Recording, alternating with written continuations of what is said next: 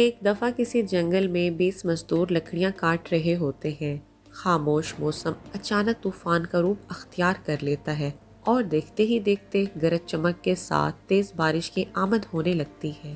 مگر وہ مزدور بدستور لکڑیاں کاٹنے میں مصروف ہوتے ہیں کیونکہ انہیں جلد از جلد اپنا کام مکمل کرنا ہوتا ہے۔ اچانک آسمانی بجلی اپنی خوفناک آواز کے ساتھ زمین کا رخ کرتی ہے، جسے دیکھ کر مزدور اپنا اپنا کام چھوڑ کر قریب بنے ایک جھونپڑی نما کمرے میں جا کر پناہ لیتے ہیں۔ کیا دیکھتے ہیں کہ آسمانی بجلی بار بار اس جھونپڑی کی طرف آتی ہے مگر بغیر نقصان پہنچائے ہی واپس چلی جاتی ہے۔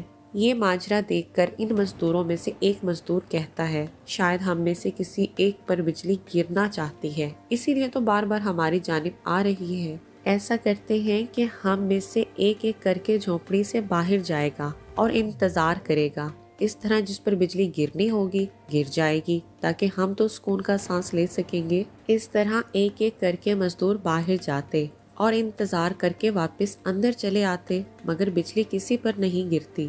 اب باری آتی ہے 20ویں شخص کی، تو سب کو یقین ہو جاتا ہے یہی ہے جس کی وجہ سے بجلی بار بار ہماری طرف آ رہی ہے۔ اب اسے بھی یقین ہو جاتا ہے کہ صرف میں ہی بچا ہوں، یقیناً بجلی میرے لیے ہی آتی ہو مجھے ہلاک کرنے۔ یہ سوچ کر وہ بیچارہ باہر نہیں نکلتا۔ سارے مزدور زبردستی اسے باہر بھیجتے ہیں۔ جو ہی وہ باہر جاتا ہے آسمانی بجلی آ کر سیدھا جھونپڑی پر جا لگتی ہے اور 19 کے 19 مزدور ہلاک ہو جاتے ہیں۔ وہ 20واں بچ جاتا ہے، گویا اسی 20ویں کی وجہ سے باقی 19 بچے ہوئے تھے، جبکہ 19 مزدور اسی 20ویں مزدور کو نحوست کی علامت سمجھ رہے تھے۔